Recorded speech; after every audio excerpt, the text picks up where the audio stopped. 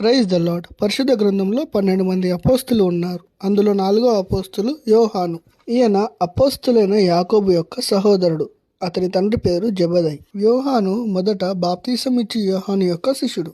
మెస్సయ్య రాకడ కొరకు ఎదురు చూస్తూ ఉన్నాడు. యేసుక్రీస్తు తనతో పరిచర్య చేయటానికి యోహానును పిలుచుకున్నాడు. యేసుక్రీస్తు యోహానుకు ఇంకా యాకోబుకు బోవనెగ్రేస్తు అని పేరు పెట్టాడు. అనగా అర్థం గర్జన కుమారులు అని. యేసుక్రీస్తుతో కలిసి పరిచర్య చేశాడు.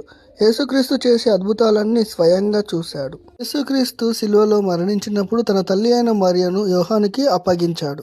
యేసు మరణం, పునరుత్థానం, పరలోక రాజ్యానికి ఆహరణం అవడం స్వయంగా కళ్ళతో చూశాడు. యెరూషలేములో, ఎఫెసు ప్రాంతంలో సువార్త ప్రకటించాడు. అనేకులను క్రీస్తు మార్గంలోనికి నడిపించాడు. అది చూసి రోమా చక్రవర్తి కాలంలో అక్కడున్న శిష్యులు అతన్ని బంధించి పాట్మాస్ ద్వీపంలో బందీగా వేశారు. అక్కడ ఆత్మవశుడై పరలోక రాజ్యాన్ని వర్ణిస్తూ దేవుని యొక్క రెండవ రాకడను, రాబోయే తెగుల గురించి ప్రకటన గ్రంథంలో రాశాడు.